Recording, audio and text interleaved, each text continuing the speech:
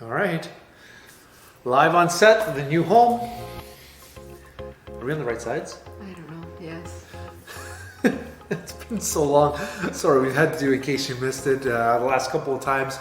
If you haven't known, Natalie and I moved into the new home and it's been a little stressful. We just had a cat pee on our brand new couch. That's no joke. All right, so today's topic, okay.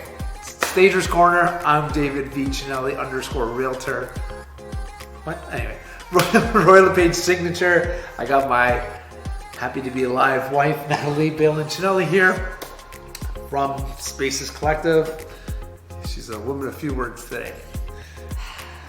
It's been a long day. No, it's been fine. And then the cat, man, the cat. We love our cats, but yeah. Anyway, this is not the cat's corner, this is Stager's Corner. So today's topic, Natalie. Okay, as you can see, maybe you can't see in our house now, we like the color white. We've talked about white when it comes to painting and to staging. Let's be honest, not all houses can actually pull off white or don't have the time and effort. Why is that?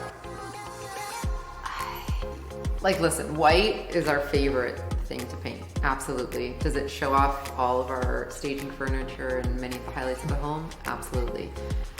But when you get into a prep and ability and a time frame and such, sometimes it's not always feasible.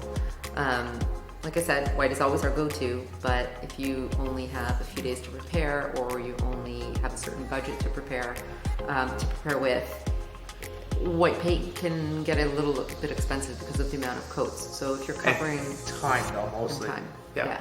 So if you're covering a lighter wall, have at it. Right. Hi, Dale.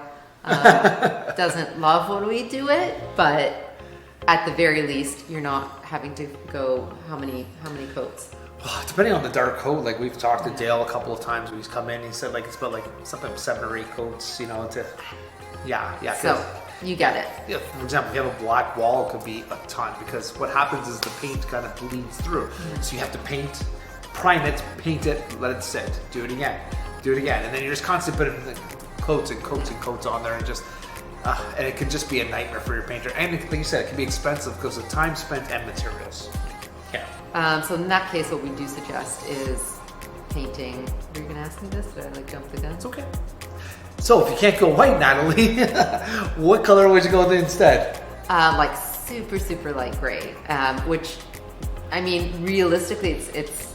I mean, white is, like I said, always best, but that small difference in color makes a huge difference in coverage. Yeah, like we've used double mist in the past. Mm-hmm. So if you're for your artist, what kind of colors do you like with gray and all that too? But Bow and Mist is probably the one that we've gone to the most. It's got good coverage. It's a good color of gray. You know, if you don't like that one too, the best thing to do is go to like the store where you're gonna buy the paint or talk to your painter and see which. Oh, bless you, started. Now we got cat sneezing, cat peeing, cat sneezing. You can ask the worker, say, or your painter, which has the best coverage and for what certain color, whatever you want to get. So yeah, we'll leave it up to you. But yeah, so gray is the best alternative. Do not go if you're selling a home. You don't want to offend anybody by color. So stay away from like greens and reds and pinks and bright colors, which, you know, especially red. Yeah. Anyway, thank you for that great insight. I'm gonna go clean some pee. Yeah, and I am gonna go edit this video. Have a wonderful day, everybody.